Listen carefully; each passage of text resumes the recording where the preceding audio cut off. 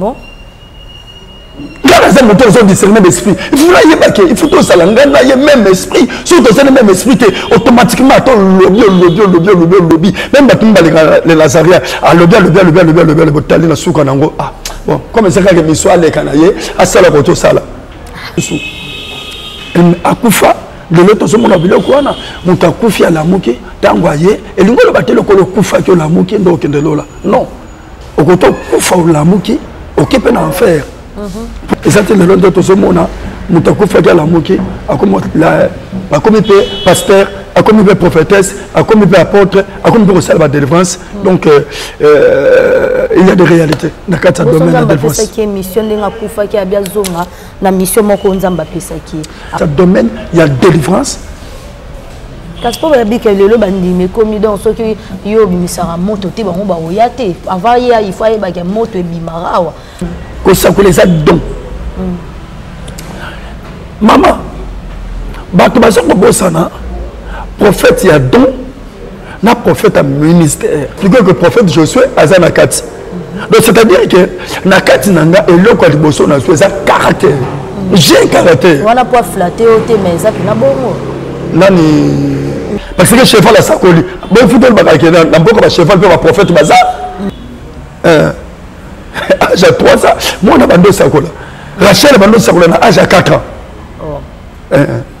mais si le long na tout na ensemble parler na ministère na bango on la sakola même après les 10 ans et qui a accompli maman calculer car c'est même yo le message ko ça mettait on zamba le bible pour la Félix ko ça mettait le bible on zamba le bible pour la Félix ko ça mettait le bible zamba pour la Félix maman zamba ça moi zamba zamba le mal le matin.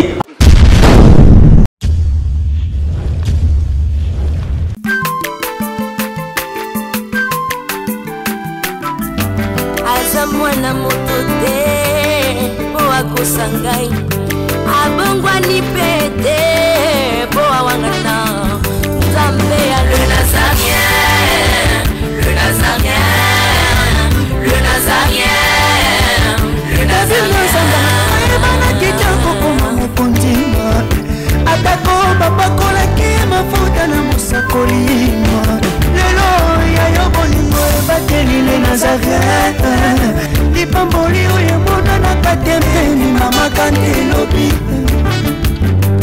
kolapye mapapu masope mafuta tokokesikana longo na nzambe oyo babenga na makomi Jésus. Très contente de vous retrouver encore, nos chers téléspectateurs du Nazarien TV. Merci beaucoup pour Boza et Belé, pour la Kolanda, émission Nabino, au beau préféra Kolanda, Table Sainte. Merci également à Maman Tiffany Mokwa, la princesse de l'Éternel, pour la Moussala Kitoko, au Azali Kosala. Merci Nabana Potonyoso, partout, et si Kanyon surtout Bozo soutenir émission Oyo Bino Bomesana Kolanda Biso. Merci à mon pasteur, le pasteur Bertin Monja, le visionnaire de l'église, ministère chrétien La Vie en Christ, ainsi que sa femme, Maman Pasteur, Maman Fifi Bipendo. Merci beaucoup. Nabino Nyonso Obomesana Kolanda Biso. Lelo, Toza Namoussali Nzambe, je reçois pour vous le prophète Josué Kitula, le visionnaire de l'église La Restauration de Brèche. Bonjour papa. Merci, bonjour maman. Papa, plaisir, on m'a cassé au Kuta Nabino, na plateau Namsua Table Sainte. Voilà, avant tout, on continue dans l'émission Oyo, nous avons un régie, va balancer les bisous, chansons manquant, peut-être juste après, c'est parti.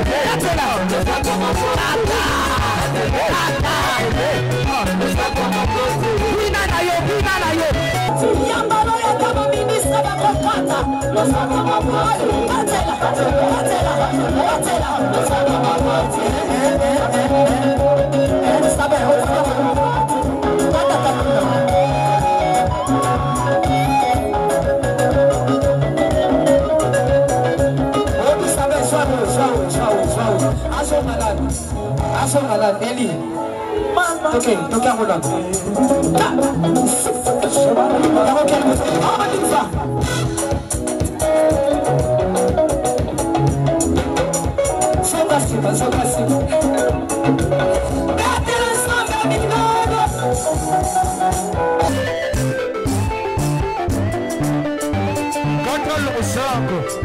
Nazokatela nzambe losako na se siko tozokata losako siko kuna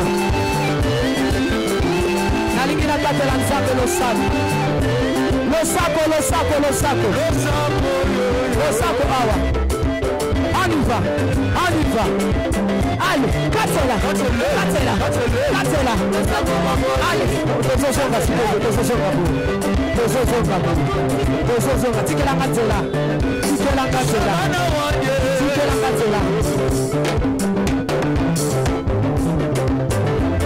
nazozonga s'il vous plaît tika nzela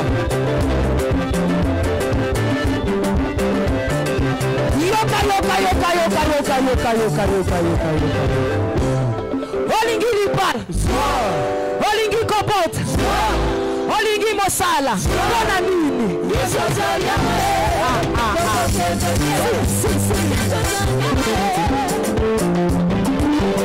Kande na annonçaki bino lelo tozana mosali ya nzambe bobosana te ke eza table sainte émission toyambelaka bino basali ya nzambe ya nguya mpona koéclaircir bino na baréponse na bino pamba te bible elobi na biso na osé mon peuple périt par faute de connaissance donc bana nzambe ebele bakangami mpona kozanga boyebi yango tala ntina basali ya nzambe balekaka mpona kopesa connaissance epai ya peuple ya nzambe kofongola bango esika nyonso to bakangamaki mpo diable akomi kokosa bato na bamakambo ebele tala ntina lelo tozolobela sur la délivrance na prophète Josué Kitula papa bana nzambe lelo bakomi ya kokangama ebele toyebi te expliquer biso nanu qu'est-ce que la délivrance délivrance c'est ça nini peut-être bato bayoka ngo kaka ke muto il faut aller à la délivrance délivrance yo a besoin de délivrance la délivrance c'est quoi bana nzambe bazana besoin oyeba oui merci maman kolo pambola yo amen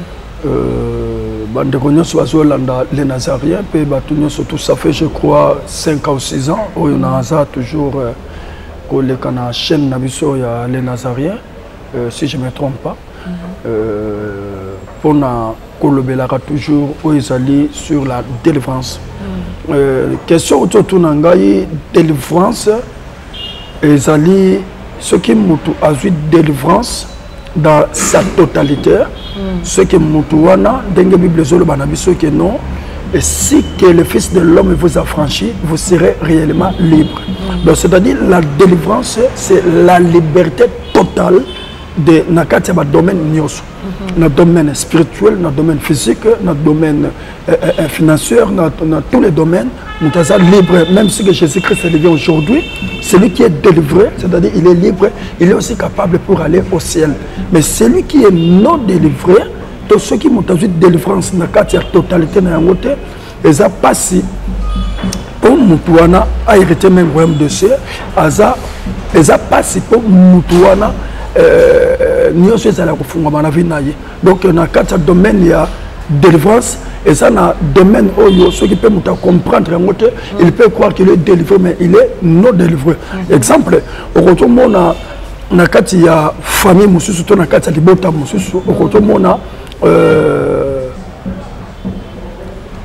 célibat ezotambola okotomona exemple kote kuna bapesi libota moko tamso bana basi baza 6 moko bapesi ye libala mais place que mabote zate mais là ce monde a déjà que non naza délivré parce que mariage salemaki mais azan lié retour mon amosusu bapesi ye libala te mais kuna aza ko bota na ye lokola l'état zate donc c'est-à-dire pour lui il peut voir que non naza libre parce que yaya kenda balade ababala mais abota kate mais ngai babali ngai te mais nazobota retour on appelle mosusu et pas naie babali était baboti était pardon babali était azapela mobilité mais azobota mwana tata donc à côté mon lokola aza libre mais aza liberté donc délivrance to satana à côté ko changer makambu tongo me dit pourquoi donc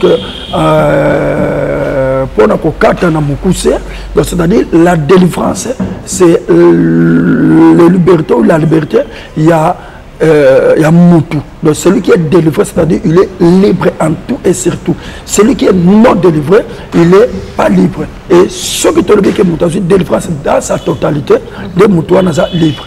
Il y a aussi d'autres personnes, à retour mon attend ce que non, a délivrance, mais et c'est la différence entre un miracle, entre guérison, et ça va partie à délivrance. Moutou retour c'est la casa, à mon miracle ensemble, ça qui est malade.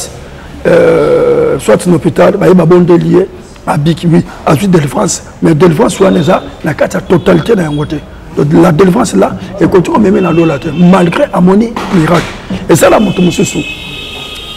À Koufa, de l'autre son mon abilé quoi na, mon Koufi à la mouké, t'as envoyé, et l'ingolo battait le colo Koufa que la mouké donc de l'eau là. Non.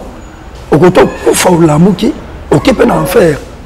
Pourquoi parce que l'ingolo battait le colo au Koufa qui aux gens qui n'ont pas de donc délivrance. Non. Donc délivrance, ils allaient, ils rentrent, synonyme, il y a mon toit, libre en tout et surtout. Oh, le Satana, à cause de la possession de la Moutouana, les locaux qui sont sous terre, oh, le Moutouana vit dans les Mobimba, et ça conduit par Christ. Et ça, c'est le long de tout ce monde.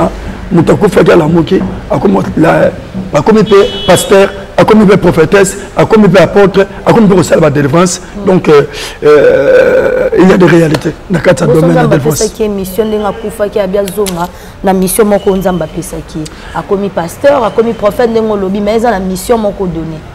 Bon, ma sœur, ce qu'on lingi au comprendre le koyo, les lois au monde a quatre monde de délivrance et comme et le quoi montenir surtout.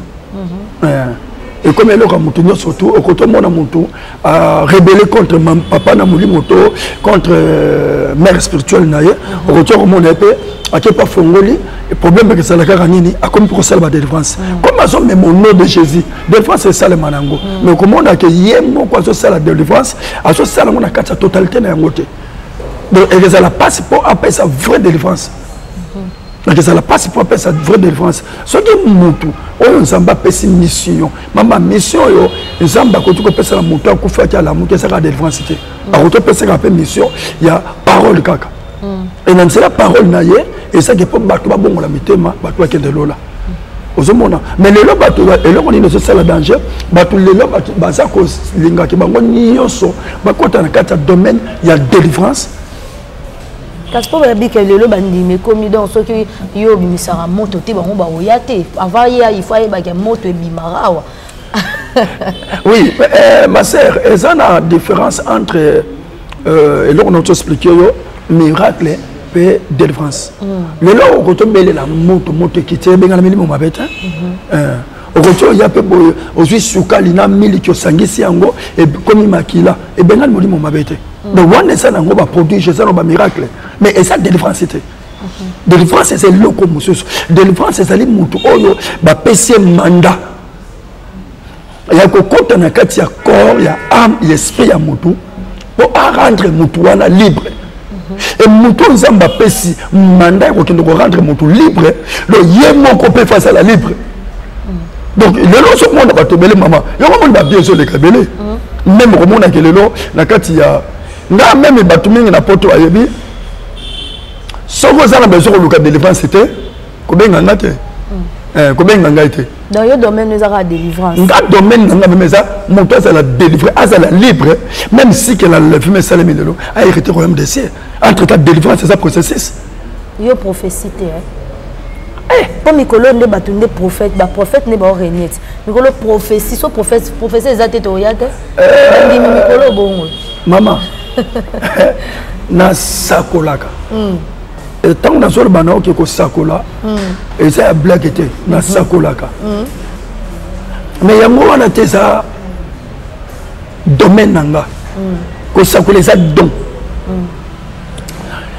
Maman, bato baso ko bosana, prophète il y a don, na prophète a ministère. En tout cas, mais quand on différencie biselo quand on pose au code ça trouble.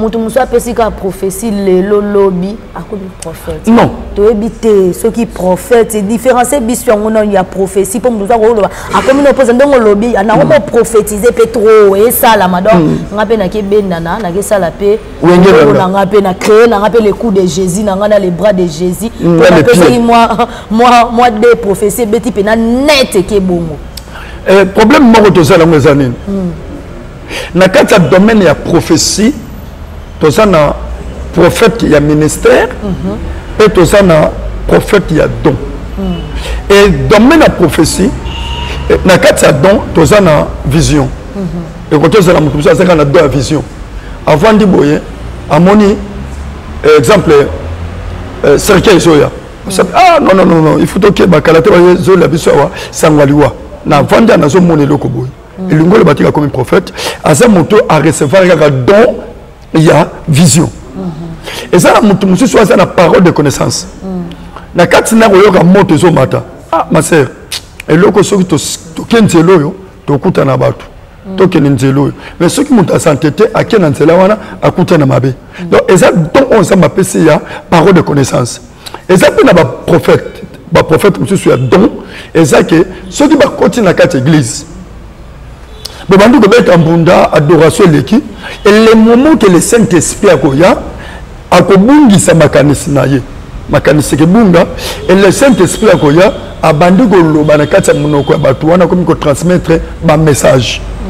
Et l'ingolo bateke bango nyonso tu wana baza bazu ba don, mais baza différent na prophète ya ministère. Prophète à ministère, c'est quelqu'un où Nzamba même na troisième ciel. Ah bon? Oui, on s'en va même la troisième ciel. Deni, papa Fongola, non? Troisième ciel. La troisième ciel. Et ça, ici, on s'en va le Mokanda corétien. Et je crois entre corétien, à l'objet que Nazui Bango, Awa, na Mabele, na Memi Bango na Likolo, na Pesi Bango formé. Donc, c'est-à-dire que tant que dans la troisième ciel, qu'on soit formé, qu'on soit caractère. Même le leçon que les Nazariens, oui, mais ce que tout le même Maman Tiffany, le prophète est crédible. On explique le prophète Josué Zanakati. On explique que le prophète Josué Zanakati. Donc, c'est-à-dire que Nakati Nanga et le Kwaliboso n'a pas caractère. J'ai un caractère. On a pas flatté au thé, mais ça, c'est un bon mot. Nani donc on dit que la prophète ça va quand même à Tiffany Ayebi. Oh maman ngani na flatérité. OK. Maman Tiffany Ayebi que ceux qui le corps ba lobi que non na kati ya les Nazariens bazwa 5 prophètes au baza rempli d'onction baza penza bato ba démonstration soit bando tanga 5e au batam ceux qui ne besoin prophète Josué. Ah bon? Parce que Ayebi que non type yo côté ba démonstration puissance côté les sacoli, côté il y a refondre la parole. Je suis un prophète complet. Et première des choses, il faut Zamba même dans troisième ciel. Quand nous recommandons la troisième ciel, les Zamba copé sa mission. Tout prophète il fait alana, ainsi dit l'Éternel. Azala ne lo ko Zamba lo anayi. Le lo prophète. Papa, ça prophète tout les prophètes, nous surtout à côté les Nazariens, tout naïe Nzamba loba na yo nini. On va expliquer yo. Nzamba loba nanga naza makasi une évangélisation. Le hasard évangéliste. Soit hasard un évangéliste, soit hasard gagneur d'âme. Même le lotissement dans le ministère, ma sœur. On se montre gagneur d'âme comme évangéliste. Vraiment. Or que maman ministère évangélique et ça ministère blaquité et ça ministère ça puissant. Au que le monde a monté à qui a formé des églises na souka na comme le roi papa na tinda que no bâtir l'église qu'on est simbi bâtir qu'on est simbi à comme apôtre. Tant comme apôtre l'église, il y a un que nous bâtissons comme simbité. Pourquoi? Parce que aux autres, il y a un mandat. Il y a un fonds la tâtonne à Tindakio. Quand vous avez grâce à cette égalité. Donc, il y a un prophète, c'est quelqu'un qui a un message où il est particulier. À ce moment-là, on a un message particulier. Maintenant, un message particulier. Ce que nous avons dit, ma soeur, le papa, où est commis magie. Au milieu de le bois et aux autres, la zone a le colonne à troisième ciel. Nous expliquons que l'ange Basalaka, nous expliquons que Batambolaka, nous expliquons aux Zambé. Donc, moi, au message, on a parlé toujours sur Mozambique. Mozambique, quand on l'a rendu, concentration, ça l'a rendu. comment que la roto au tambola na Zambé comment que même la samokili awa et il y a d'autres choses d'autres endroits où yebike place on zambaza donc zambaza pesa nga ba message wana yango ezalaka enseignement mobimbona tambola na yango mais lelo au roto benga prophète nino asakola ka makase eza ba blague nazala mwana na ngamoko je crois un jour même soko ko sepela roya resoyer flamme baza Rachel baza flamme nazala bango 4 Flamme 4 ou compte Flamme, Rachel, Ketia, bah c'est au moins 4. Flamme a bandu au sacola, son retour maman Tiffany Totuni, Jires, a expliqué Flamme a bandu au sacola à l'âge de 3 ans. Non, il y a qui dit là, mais ça. Ah, Atania ou Kondoko, na mona yo, na chayo na mwamba, na minito na kata bena katika tasaka fufu. Oui. Alors, est-ce que tu bonjour? Boni. Et l'autre côté, et puis qu'il y a mon bureau à travailler tes micros. Donc, dès que tu as un galère, on a niveau 0. Tout ça là, boy. Moi, il y a un bon vraiment mingité. Mais dans autres là, bino, moi, mon kio, dans un agence, mon boy, Nazareta. Sarita qui dit sérieux. Oh. Maman, comment on dit bon donc yo pesa au fouti bon pour partir à Porto biso to ya to jibilo. Na bengi ya Scotty. Agence moi font ami comme on Nazareth. Na kufie. Agence li susu. Na que ça sou mulongo kuna. Pour nous là susu. Kuna iza mamba mulongo te. Ye si afuti mbongo kuna partir à Porto, biso tozo ke ko récupérer biloko oli. Ah tika boyeko. Yiso mona makama bongo na monte. Bat papa si mbongo kuna biloko ke récupérer biloko oli na agence. Ezalaka. Mais yango bandi. Maman. Leki nanga yebisi ngai mena ndimite. Na lingi na mona ki mona mbeso po likamba boye na monde na nesalamate mama yebisa kai ba pesi mbongo kuna biso to récupérer biloko kolia awa ya solo boutique Nazareta ezali boutique ou ezali à distribution ya ba produits alimentaires na sali poto sunga bandeko oyo même ba oyo bazana na peu de ressources. Comme on a été à niveau à Kinshasa, même avec un petit rien. Donc, à partir à $10, $15. Donc, si vous avez un bon côté, nous devons nous apporter au Sunkayo, à Ozuga Bilogarolia. Eh, maman Nazareth, Tanzamba Pambola, Baxi Mikole Bele, Awa Nasena Mokili. Et bon, Awa Tuzawa, Potoyeba, adresse à Awa. La boutique Nazareth a été ici à Obungate, Toza Sir, avenue Monkoto numéro 1, direction Elengesa. Face à face na église catholique Saint-Vincent. Ah, direction Elengesa, Monkoto numéro 1, à face à l'église catholique Saint-Vincent. Ah, Saint-Vincent d'école. Bon numéro de téléphone, vous avez monté déjà, vous avez on a 3 numéros pour Paris, vous avez un numéro pour la Suisse, vous avez un numéro pour la Suisse. Ah! Non, non, non, non, non, non. Nazareta. Nous allons la Congo ici. Julia, nous allons kangisa kia fufu. Eh, ya modé, yo bandika na fufu. Oui, pour la Nazareta, tu as un système en bimbi, dans Bongo Shingo. Bon, ok. Vous allez sérieux. Ça qui dit sérieux. Âge à 3 ans, moi on a bandé ça. Rachel a bandé ça à âge à 4 ans. Mais si le lot a tout ensemble parler dans le ministère na bango, ensemble appelle ça un ministère. Mais bah na 4 ans ça là. Maman cheval a sorti là il faut te faire prophète. Parce que cheval a sakoli. Bon il faut te faire dans beaucoup de cheval pour prophète baza. Maman, le quoi bomi batuna domaine il y a prophétie, dans domaine il y a délivrance et ça dit prophétie. Prophétie. Et bomi domaine de délivrance n'est pas prophétie ça m'a sous délivrance c'est si yango eloni les ali. Moto oyo azui nanu azui don wana teto azui appel wana te ya délivrance. Akotama na lokutati. Mama nakati no na moni laisse faire. Nakati no na kuti njungu wa satana na njungu ya moi ça satana. Nakati no yango balambela ka fufu. Mais en réalité moto wana soka ye pa na biso otobenga za ba consultateur tant que consulter moto na so mona ke biloko ba lobi kuna ngoza place moto wana te. Omoni parce que le domaine la prophète et ça caractère que non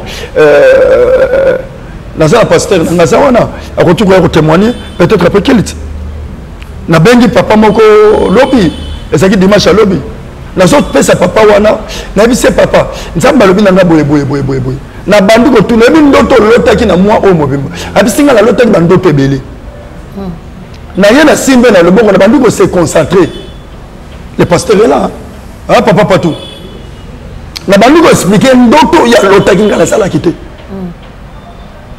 ndoto ya lotaki ngana sala kité c'est ça un prophète et so fa sakola pe pona mboka po bato abenga pe ba libéra pe ba prophétie ba prophète ebele mais moi on a prophète nous ba rêver maman on m'a eu la plupart na kama sala makamba mboko yo tala mboko yo na sali de mission mingi pona ko lebaki bato ba bomi yango et ça ba sala nzambe basala nzambe basala nzambe po yo moko za mosala nzambe kasi yango mama mais ngala sakolaka nanga pona mboka o ngala sakolaka même après les 10 ans et qui a accompli maman calculer kaka semaine yo lobi message ko kisa mete on nzamba lobi boy pour la Félix ko kisa mete lobi ngolo ya nzamba lobi pour la Félix ko kisa mete lobi ngolo nzamba lobi pour la Félix maman nzamba za moi nzamba za miloba loba te nzamba za mutu ba laisser ngumba ta banda miloba loba ils ont sur un lobby à Tindaki lundi mardi et comme koki sami ndelo tundo lisusu makambo bandu mutabandi ko loba pona mboka ngozo koki samakate mais ozo prophétiser makambo zala lokuta maseba tika biso ko mabela mende bondima na raté vérité ya wana vérité ba promo na vérité ça va tonde malate mais au contraire vérité ça ondima mutu mabela mende bondima na raté ma sœur oyebi mutu ça na kata vérité problème ezali problème ezali so boye ma sœur soki mukateli loba nzambe bible lobi na biso il faut qu'on discerne tout l'esprit esprit nde loba na kati ya mutaya lobi prophète oui na kotontuma facilité te pardon facilement te ma sœur il faut nayeba que le prophète que je parle avec lui il est animé par quel esprit bon là les gens ont discerné l'esprit il faut nayeba que il faut tout ça l'angana y même esprit surtout c'est le même esprit automatiquement lobby même batumba les lazariens à lobby le botali na suka nango ah bon comme c'est que miso ale kanaye asala koto sala côté là ne bwana guerre makasi neti boy to fonga no parenthèse neti boy Denis les sauté que za na matanga ya Charles Les mais ba pasteur neti yo za ming pena Denis les mona ni da na olia bakiti na ba mesa ah atanya ukondoko na mona yo na chayo na mwamba na minito na kata pena katikata saka fufu oui alors est-ce que tu bonjour Boni et le côté et puis qu'il y a mon bureau à travailler tes micros donc dès que ça on a eu galère na niveau 0 tout ça là boy ngai naza na mbongo vraiment mingi te mais nazotiela bino moi mokio naza nango na agence moko boye Nazareta Sarita qui dit sérieux.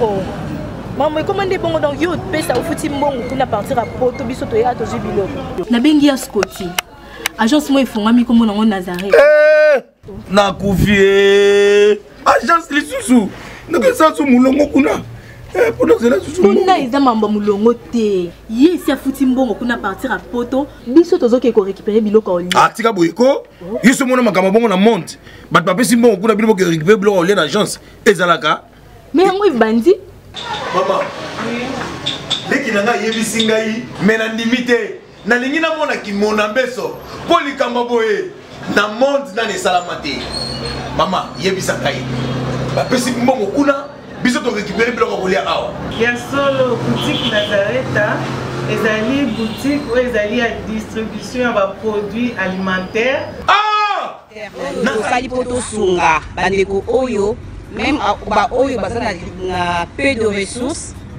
comme na boyete bandeko no baza na niveau à Kinshasa même avec un petit rien donc à partir à $10 $15 donc so na mbongo te ndeko na pota ko sunga yo awa zika biloko kolia Maman Nazareta nzamba pambola ya bakise mikolo ebele awa na sena mokili et bongo awa tozawa poto yeba adresse awa na boutique Nazareta eza esika ya kobunga te toza sur avenue Monkoto numéro 1 direction Elengesa face à face na église catholique Saint-Vincent Ah, direction Elengesa, mon côté numéro 1. Après, c'est l'église catholique.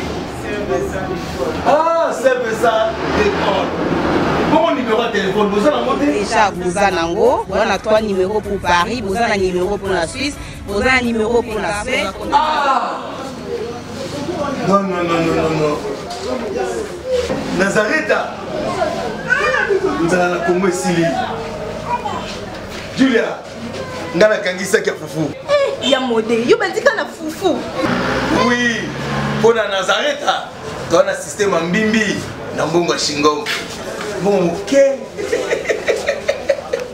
Vous allez sérieux.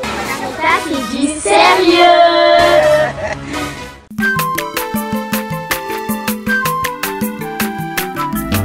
Aza mwana moto te po akosa ngai abongwani pete po awangana Nzambe ya le Nazarien, le Nazarien, le Nazarien, le Nazarien. Ebana kitoko koma mokondima atako bapakolaki mafuta na mosakolima lelo ya yo bolingo ebateli le Nazareth lipamboli oyo emonanaka te mpeni mama kantelobi kolapie mapapu masope mafuta tokokesikana elongo na Nzambe oyo babenga na makomi